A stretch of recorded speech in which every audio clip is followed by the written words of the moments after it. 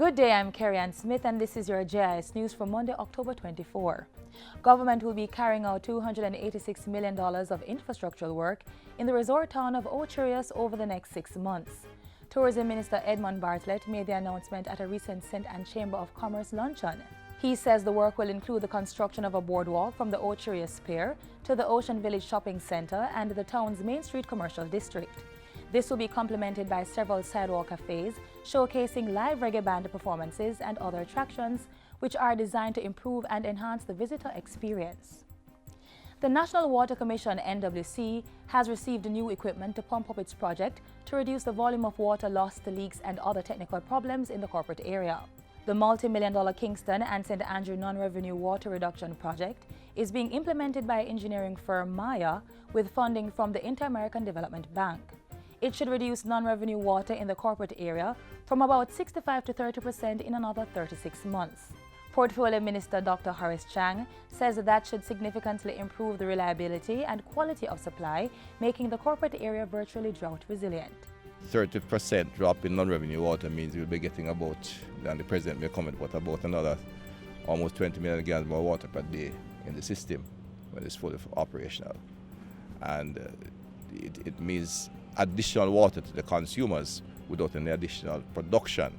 So in terms of the benefits, not only reliability and quality, but for the Water Commission, a major contribution to the bottom line of the company. Minister Chang says that additional revenue to the NWC's coffers will allow the company to expand the program into other areas of the island. To support that, the contracting firm will be training about 400 local technicians to deal with the non-revenue problems going forward. So that even when the contract expires, the Water Commission will have a good pool of technically competent individuals to deal with non-revenue water. Residents of the Allison to Chambers Hill area of Manchester are no longer in the dark following a recent project to connect them to the national grid. Households in the community are now receiving electricity as government expands its streetlight installation loss reduction and community renewal SILK project. The $1.25 billion project was launched in September to connect 15 communities across the island. At the recent Allison to Chambers Hill lighting ceremony, Energy Minister Andrew Wheatley said government would be giving residents the tools to ensure they can maintain the legal connection and improve their lives.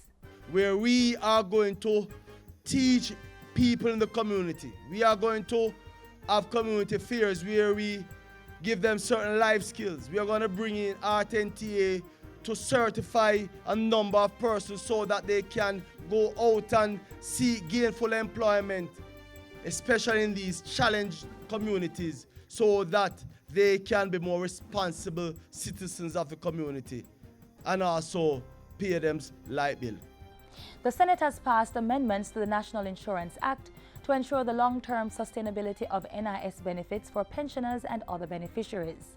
Friday's amendment in the upper house follows the House of Representatives' approval in September.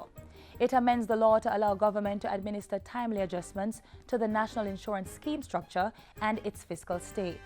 A recent evaluation proposed that the NIS structure be reviewed every 3 years, down from the 5 years as stipulated by law. Shortening the review period will ensure closer monitoring of the fund, enable assessment of the effectiveness of the reform measures as they are undertaken, provide a better opportunity to identify the need for intervention and thereby facilitate the implementation of timely interventions, and provide greater transparency and accountability.